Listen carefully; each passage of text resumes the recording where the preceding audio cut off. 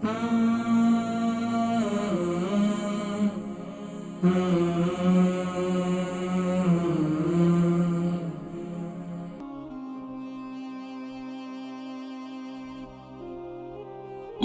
किराम, अल्हम्दुलिल्लाह थुम्मा अल्हम्दुलिल्लाह, अल्लाह तबारक व तआला ने सुभान अल्लाह इंसान को पैदा किया और उसके लिए बेशुमार नेमतें उसे अता की।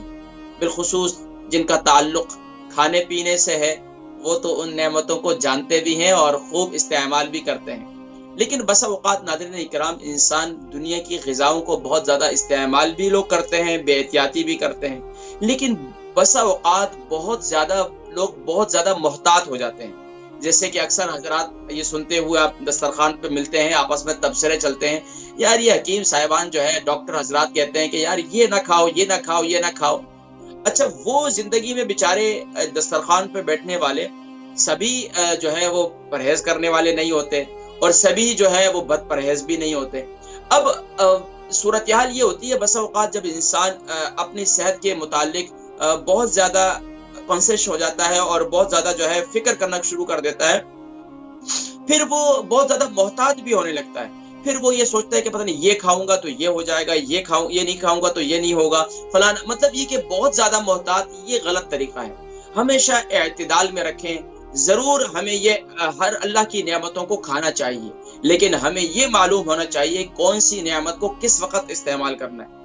हमने सलाद इस्तेमाल करना है तो उसका बेहतर तरीका क्या है, हमने योगर्ट इस्तेमाल करना है तो उसका बेहतर तरीका क्या है, हमने अगर मिसाल के तौर पर कभी फास्ट फूड खाना ही है तो हमने फिर उसके साथ क्या इस्तेमाल करना है, क्या कम्बिनेशन करना है, ये सारी चीज़ें हमें मालूम होनी चाहिए। तो दुनिया की हर एक नेमत को ज़रूर खाएं और खाने भी चाहिए, कोई मुज़ाहिक़े की बात नहीं है, लेकिन बसा औक़ात अनहेल्थी ग़िज़ाओं को कंटिन्यूसली इस्तेमाल करना ये जो है आपको बीमारियों की तरफ ले जाता है। इसी तरीके से बहुत ज़्यादा जो लोग मोहतात हो जाते हैं, उनके जिस्म में मुख्तलिफ विटामिन्स की कमी हो जाती है।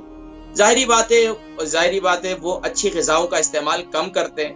जब कम करते हैं तो उसकी वजह से उनके जिस्म में विटामिन्स की कमी हो जाती है और वो अपने जिस्म में लाग़री, कमज़ोरी, नक़ाहत, वो अपने जिस्म में तवानाई महसूस नहीं करते, चाको चौमद अपने आप को महसूस नहीं करते।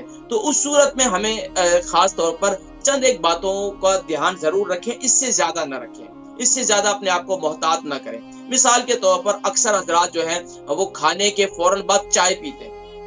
देखिए, खाने के फ़ौरन बाद चाय पीना ये मुज़र है। अगर नहीं करते तो बहुत अच्छी बात है, अगर करते हैं तो इससे एहतियात करें।